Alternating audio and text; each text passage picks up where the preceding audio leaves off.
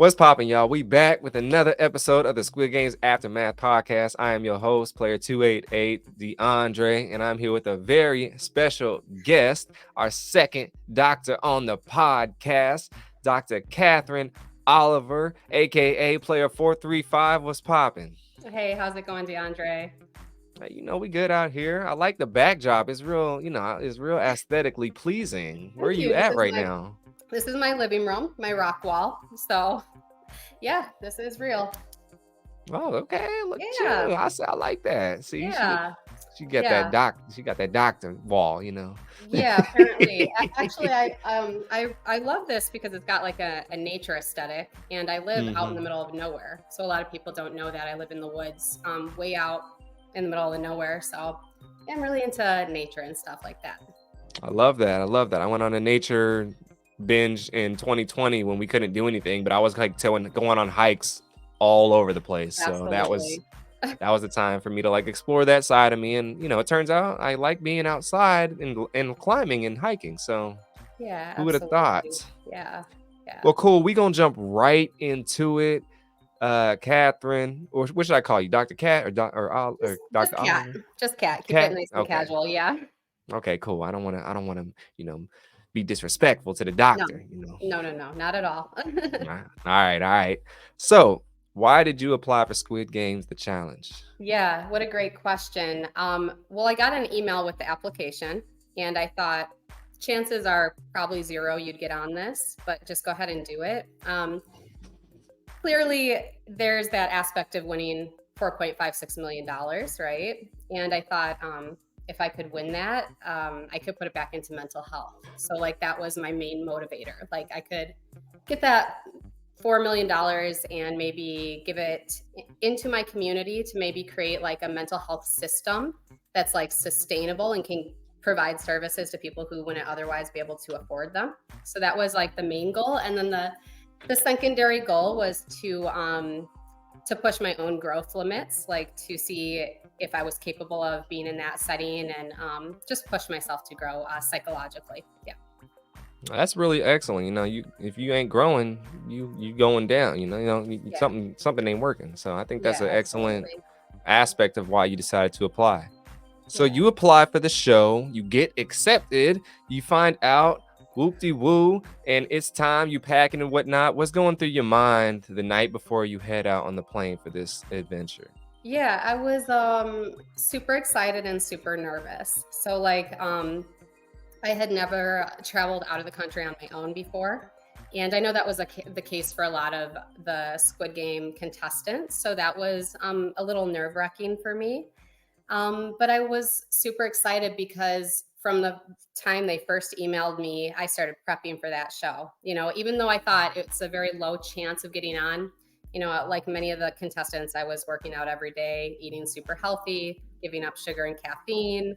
I practiced practiced as much as possible. I whipped up the Dalgona cookies in my kitchen and would etch them out to make sure I was prepared. So the night before, it was kind of like a culmination of all of those buildup of emotions over the weeks before. Yeah.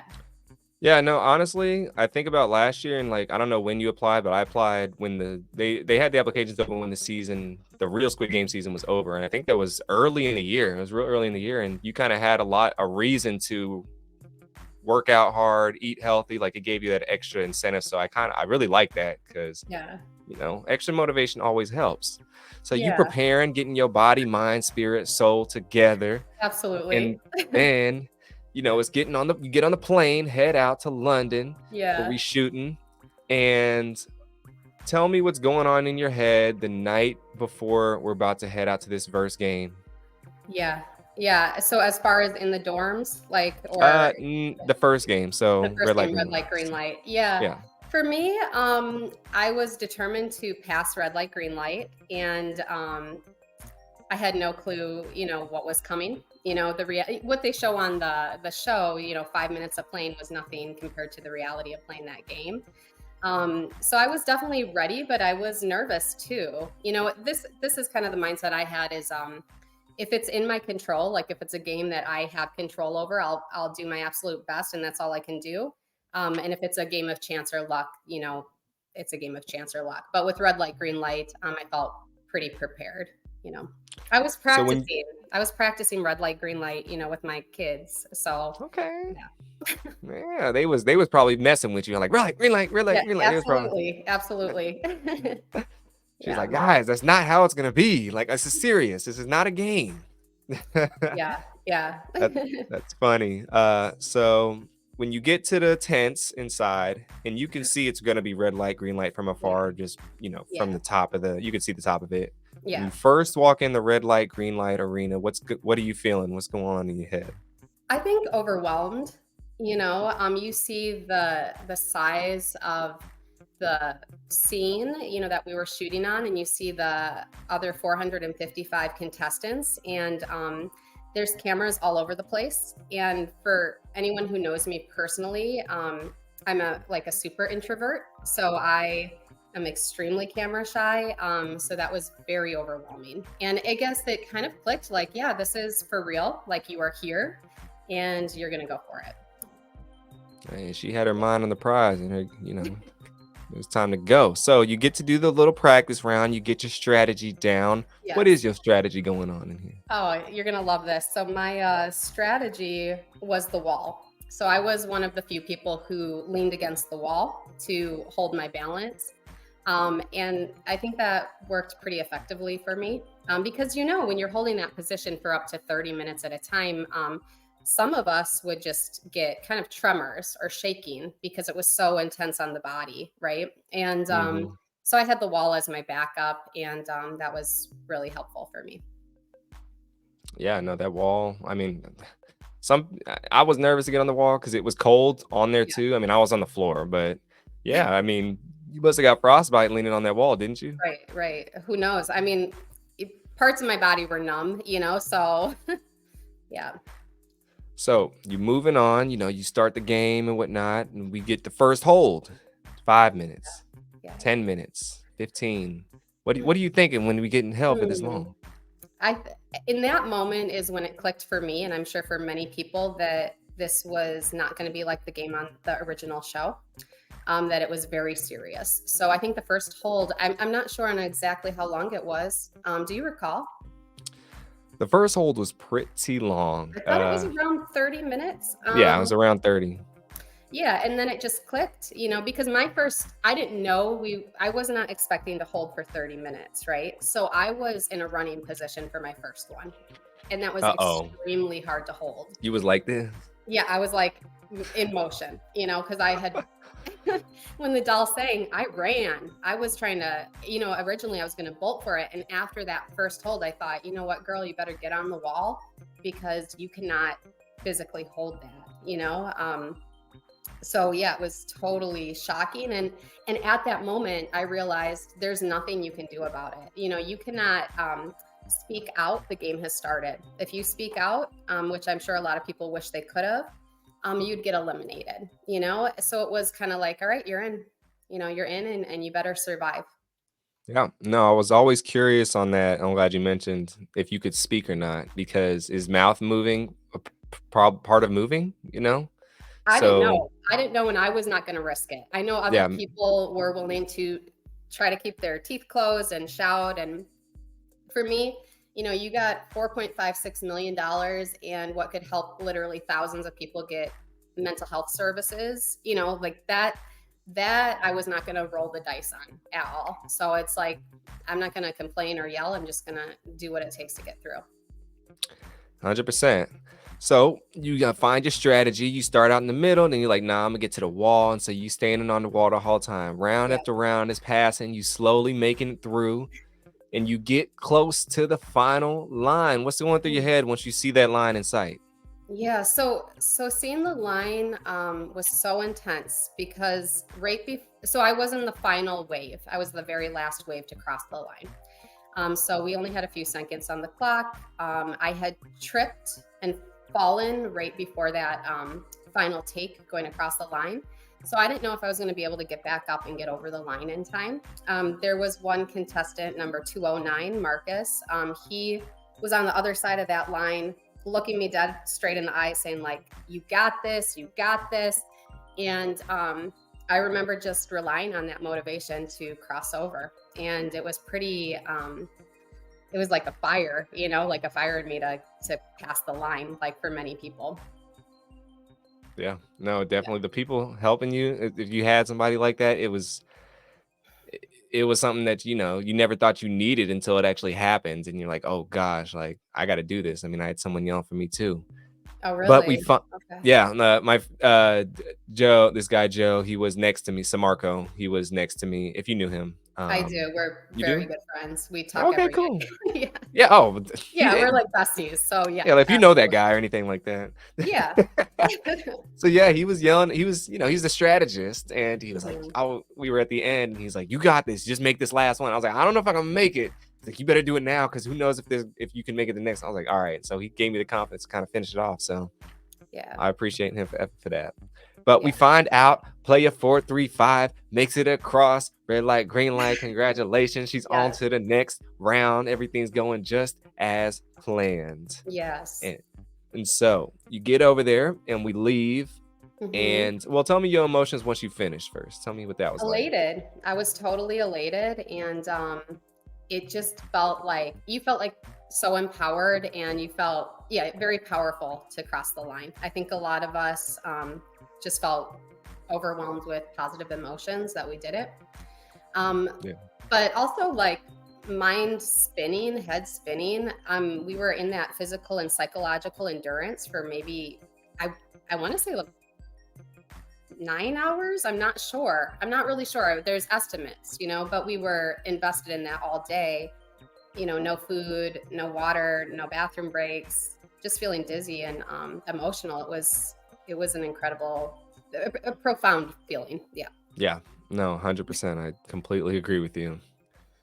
So we get out of there. It's time to hoop de hoop on to the next chapter, which is getting into the dorms. So when you first step inside the dorms, what's going through your head?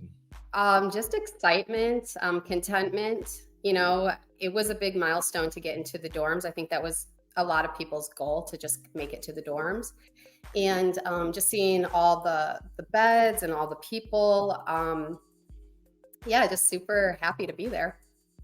Yeah, super grateful and Yeah. appreciative of everything that's going on right now. So do you have like what's your strategy being in here? You see everybody. Do you have a group of people you're trying to get with? Are you trying to get to know everybody? What's going on? Yeah, so I had my core alliance. Joe was in that alliance. Also, Demi, Trudy, Elliot, Hallie, Roland, um, Lindsay. We all were bunking right by each other, and we all became very close friends. So they were the core alliance. But for me, I wanted to build sincere, authentic connections with as many people as possible. So I treated being in the dorms like my opportunity to really get to know people, because I had a strong belief I wouldn't win. Like, I was going to do everything possible to win, but realistically, just the stats were not in my favor. So I did say to my family before I left for the show, likely the stats are not my favor. It's very unlikely to actually win this, but I do hope I make some friends. I do hope I make some real, authentic connections with, real people. So when I got there, I really tried. I tried to sit down and connect with people. And, I'm a mental health therapist. So it's very easy for me to listen to and connect with people. And I will say that I'm really lucky in that I did make a lot of really authentic friendships that are still in my life today. So every day I would probably spend the entire day, going person to person, talking to them all day. And I would clock that probably at like 18 hours roughly a day of just socializing. Yeah. That's awesome. I mean, yeah, the genuine kind of friendships that came for that are more than any amount of money can bring you, I think. Yes. And Yeah. definitely you can take that farther than you can take it, most dollar amounts, I'd say. Yeah. So, Yeah. Well, no money can buy friendship. No money can mhm. buy a real connection with somebody. To me, that's way more valuable. Obviously, it'd be great to have the money to do something, like on a bigger scale, like for the community. But those friendships, they really are priceless. Yeah. Yep, 100%. So you get in there, got your little thing going on, Yeah. and we find out soon that our friend, player 200, is soon eliminated. So when that whole little debacle goes down, what are you thinking? I'm trying to remember who player 200 So was. it was Muthi. Oh He yeah, was the British guy with yeah, Middle Eastern descent. yeah. I mean, I didn't really get to know him too well. I think we said hi here and there. So yeah. Was that the phone one? I'm trying to No, remember. that was just the one where the two players voted for, um, like they picked 101 and 134 to vote somebody out, and they Oh picked yeah. 200. Oh yeah. Yeah. I think I was just confused, on like how I wanted to know like how the decision was made. But it was a little scary because you could see like people could get eliminated at any moment. And I think that kind of put a lot of lingering stress over a lot of us because you could just, you constantly did not know when you were going to get cut from that game. So the stress was chronic. You weren't just like, oh, only in a competition. You knew, okay, they're coming in the dorms for us too. Yeah, 100%. So I have a question. I haven't asked anyone this question yet. Mhm. So you remember when 200 gets eliminated, but before that happens, they say two players have decided to either give a player an advantage or eliminate someone. What do you Yes. think that advantage would have been? Gosh, I mean, it must have been an advantage in the next game, I would Yeah. think. So 'Cause- yeah, advantage in the next game. So we'll fast forward real quick, and we find out it's Dalgona. Yeah, yeah. So what do you think it would have been in Dalgona then? Maybe it would have been if you cracked your cookie, you get a second chance. That's Yeah, maybe what I would guess. yeah. Like, yeah, a backup cookie. Because I, That, I, that- I can't imagine they totally push two people through, right? That I mean, they pushed somebody through in marbles. okay, okay, yeah, yeah, yeah. That's what my guess would be. What do you think the advantage would have been? It's hard to say because, the people at the front of the line were the ones ultimately deciding what shape. And I think what the advantage would have been is if he was in whatever line and he got that shape, he was allowed to switch lines. Ooh, So okay. that's But my then, theory. so this is my question, because with both of our theories, then they wouldn't be able to remain anonymous, would they? Well, they would announce who got the flower. Okay, you think they would? Yeah, they would Okay. have to announce it. They wouldn't just be like, okay, a player has an advantage, but we don't know who it is. Yeah. So that I Okay. don't Yeah. think, Yeah. Yeah. yeah. Yeah. It would have been intriguing to see. I mean, if you were given that chance, right, eliminate or get an advantage, what would you have picked? Honestly,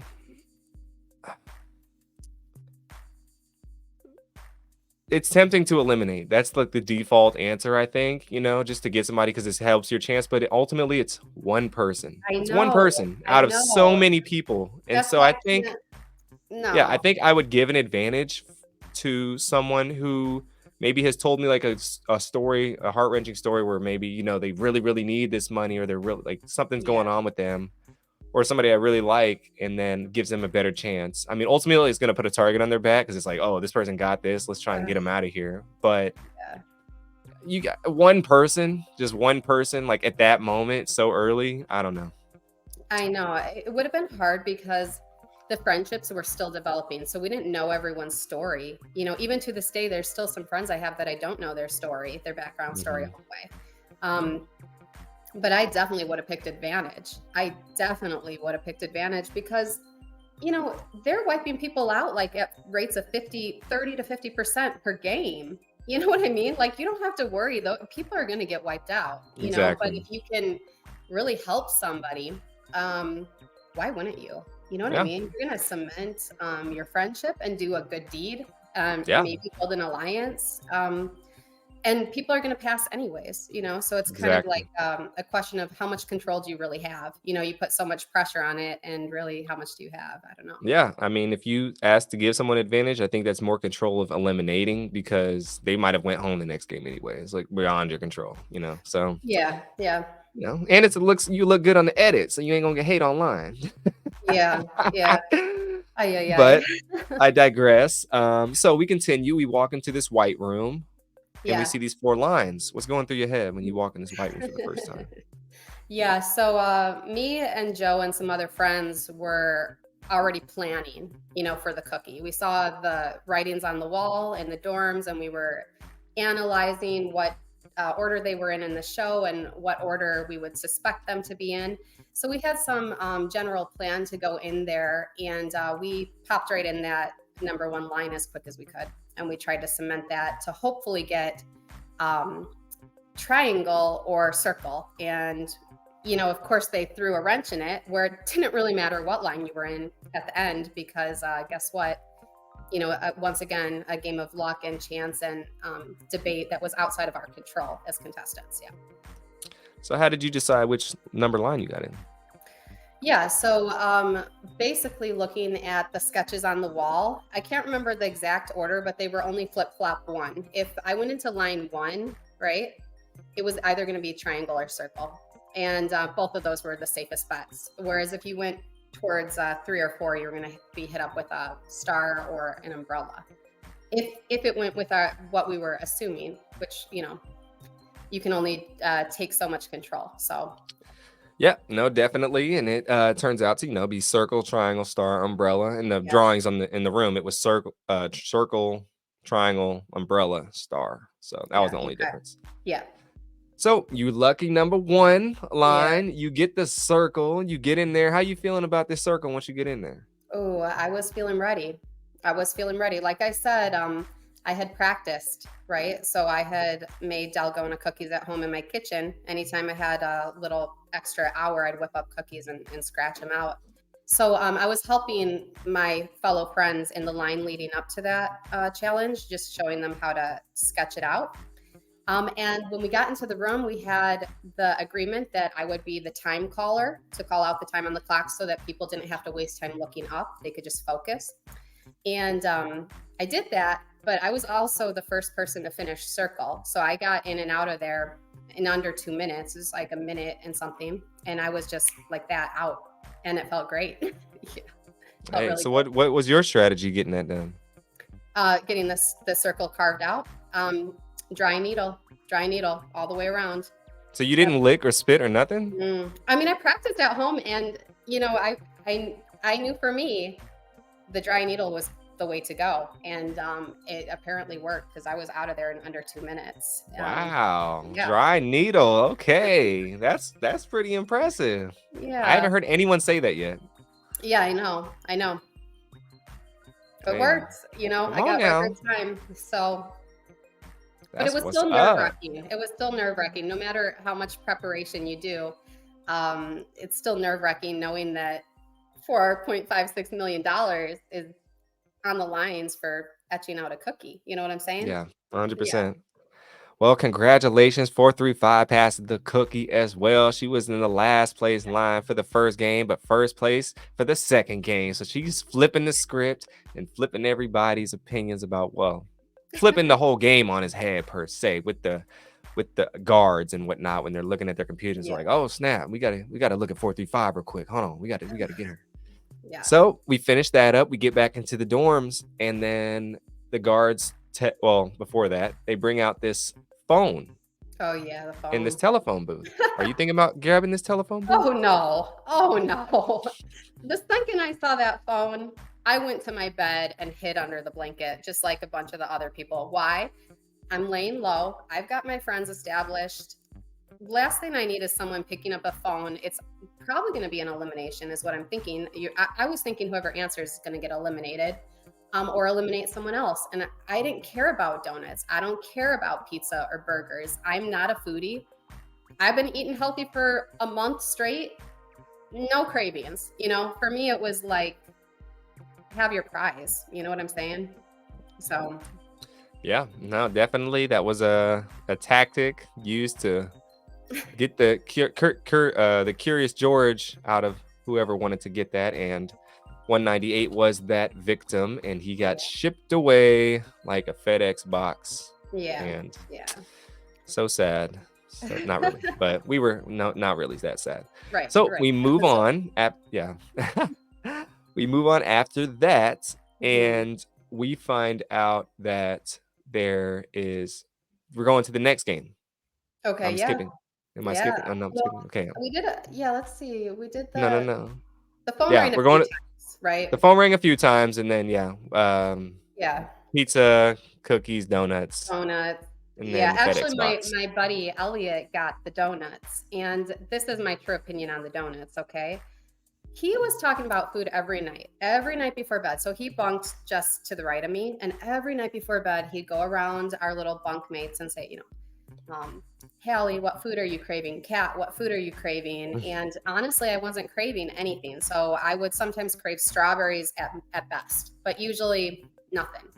And I just thought about him so much. Like, that poor guy is starving, right? And people talked about food all the time. There was a time I walked to the bathroom and back, and I heard 4 different conversations about food, about people talking about how hungry they were.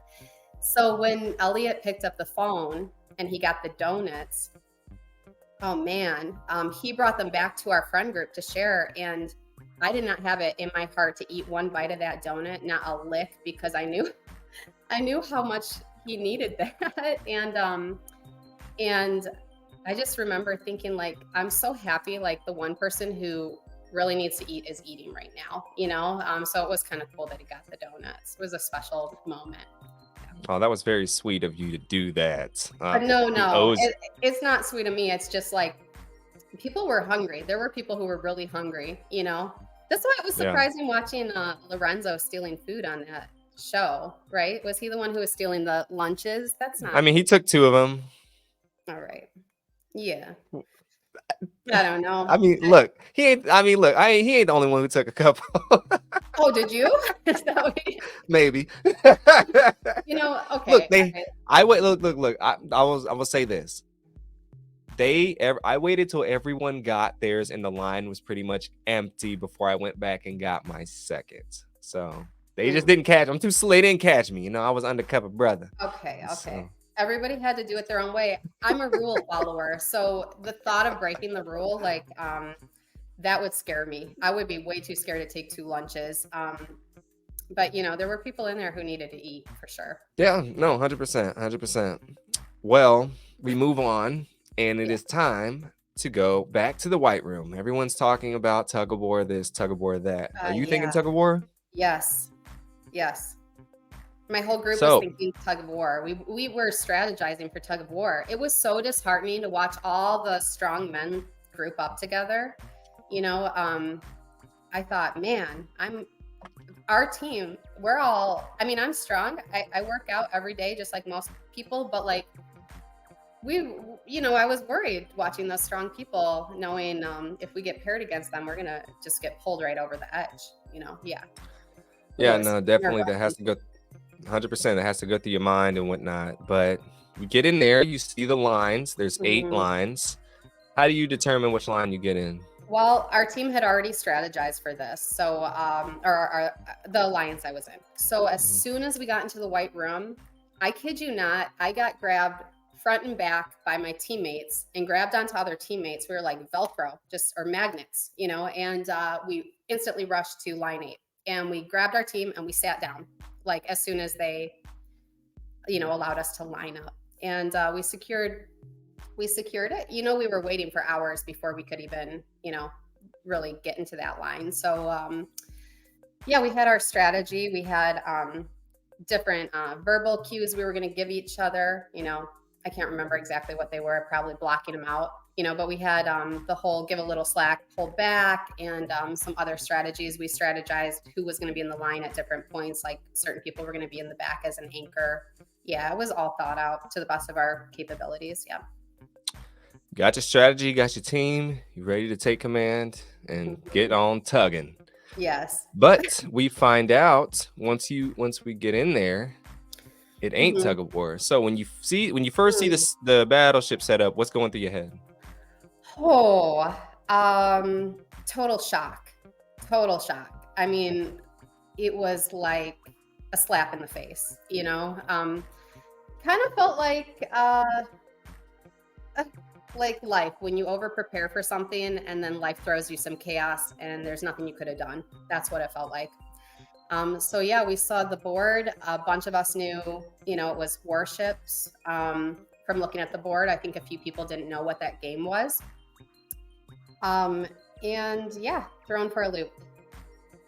Definitely don't throw on all the hula Yeah, hoops with the yeah, the loops and hula all these hoops. Yeah, things.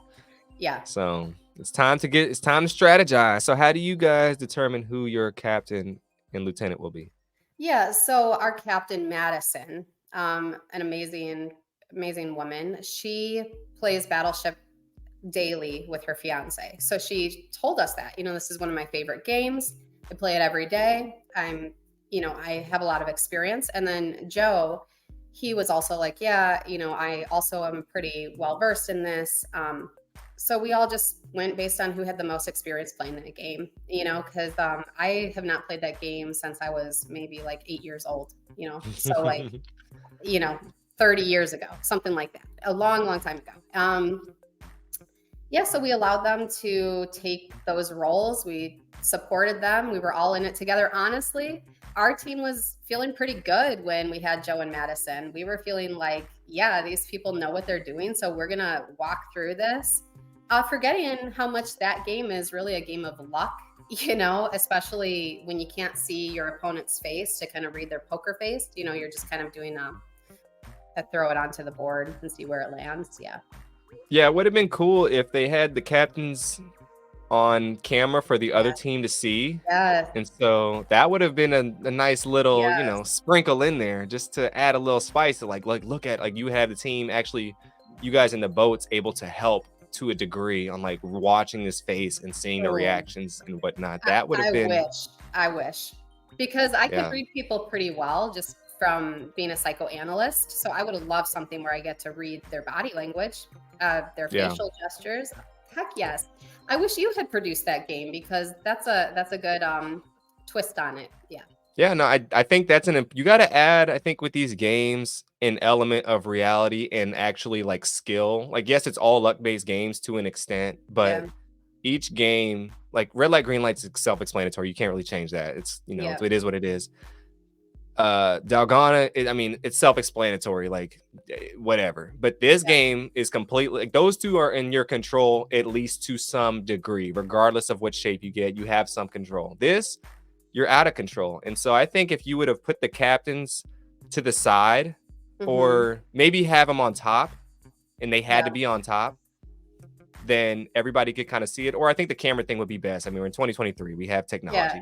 We have a Yeah. million cameras. Just get the But camera, pan it only on the captain so you only could see them and they had to stand in this one spot and then do that. I think that would have definitely spiced a lot of things up and really kind of got people thinking like mentally about it. So, absolutely. That would have added a level of strategy to it, yeah.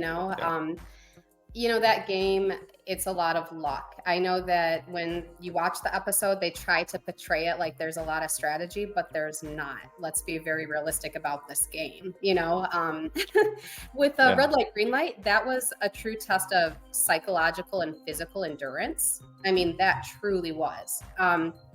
With Dalgona, that's use of fine motor skills and concentration and focus, keeping your nerves calm, right? With warships, our timer ran out, beep, beep, beep. We all scattered and jumped in a boat, so it was like wherever you were standing, good luck, and Yeah. once you're in the boat for us people so I was in a boat and went down Yeah. getting hit by a missile. Um, For those of us in the boat, we didn't really get to play. We're just standing in the yeah. boat and waiting to see if we get hit or not. We didn't have any saying because like we didn't really get too much control to actually play with strategy, which was kind of a bummer. But also, the pro of that is me getting eliminated at that on that game gave me a lot of peace because I was kind of like, well, if it had been a game that I was in control of, it'd be easier to internalize feeling upset about that. And for me, it was Mhm. like, well, I didn't really, I didn't mess it up. I was just standing there. Yeah. Yeah, no, 100%. So why do you decide to get in the five boat? Yeah, like I said, the timer went off and our team was kind of running behind. So they all were like, jump in a boat. And that just happened to be the nearest boat to me. And everybody just jumped in a boat. Yeah. Yeah, well, that was the boat, and your ship was sank It first. was. Yeah. So yeah, they knocked out you 438, 267, 350, and 34. Were your other friends on the same boat as you?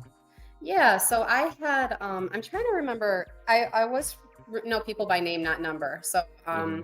Shelby was right next to me, and her and I got along really well. And she went down right before I did. So she went down first, and then I went down, and then Amanda Alderson, and then who else was in that boat? I'm trying to remember. I just have numbers 438 U 267 350 and 34. So 34. I mean, Yes. So I know someone else. I'm sure it's gonna click with me the second I get off the call with you. But yeah, Shelby got hit. She turned red, and that was tough. It's tough to watch your friends go down, really tough. And I just knew, okay, well, here goes nothing. It's my time. you know. yeah, unfortunately, that was the ending to your game. I Yeah, mean, your team lost ultimately too, so the captains had to say goodbye as well as another yeah, boat. So it was a lot of stuff going on.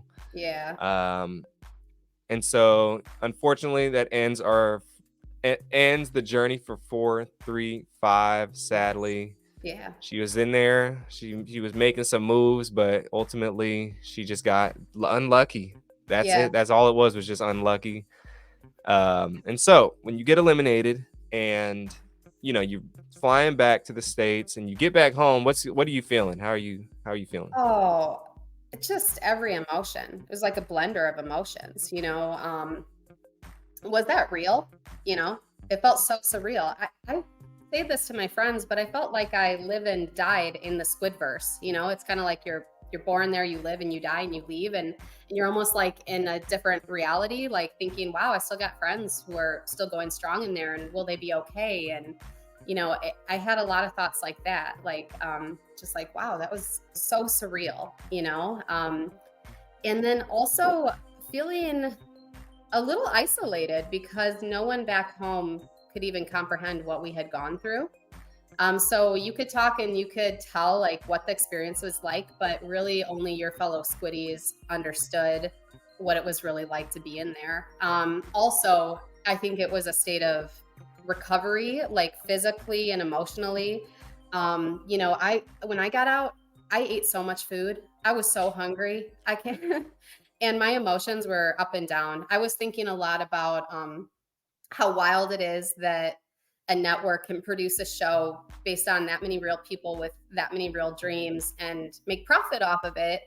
And we all did that, and just every thought you can think.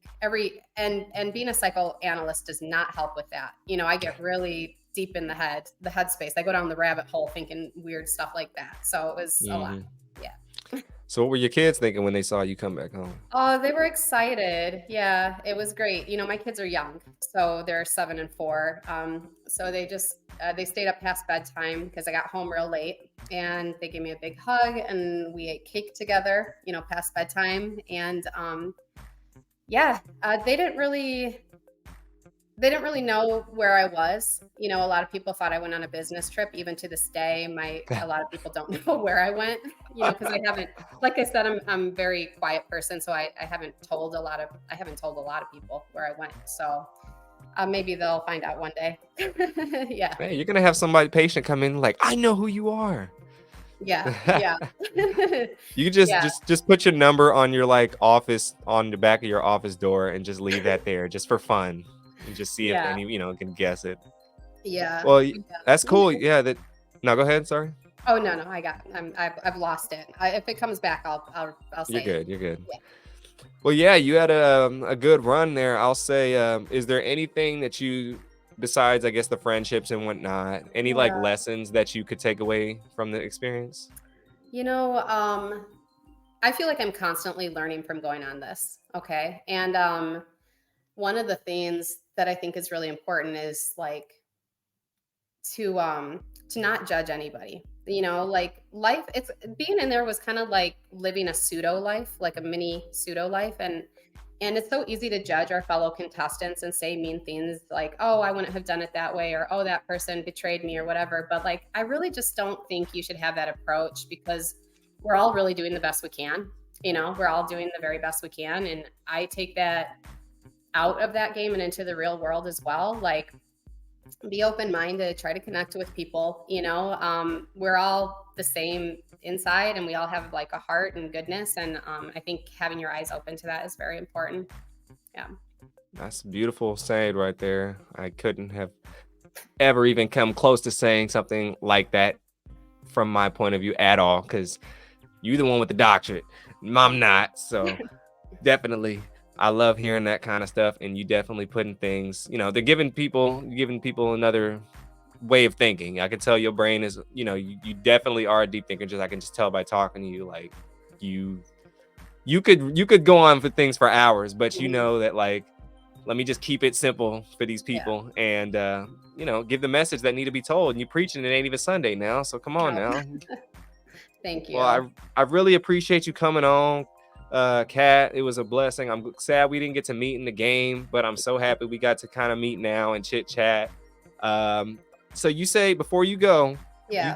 you have, what can you say? Do you have your own like mental health business or I what, do. anything? Yeah. So go ahead I've and shout that out real quick. Oh, yeah, Be Empowered Counseling in West Dundee, Illinois. So I've owned it for 9 years along with my business partner. And I will say it is my passion. It is my absolute passion in life doing that. So yeah, I see myself doing that for the rest of my life. And yeah, it's a great field to be in, really.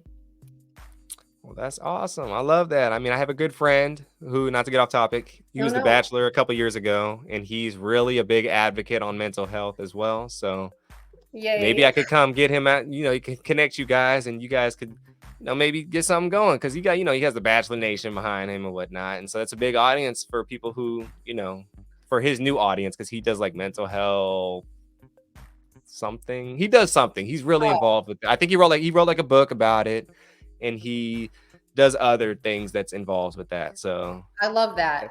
Send him a hello for me because anybody who promotes mental health is a friend of mine. I'm telling you that. it's Yeah, important. it's really cool to hear. Yep. Well, cool. Well, thank you so much again, Catherine. You are sweet, intelligent, and all beautiful wrapped in one. And I really appreciate you coming on the Squid Games Aftermath podcast. I appreciate y'all. Till next time, peace and blessings. We Same to out you. here. All right. Bye.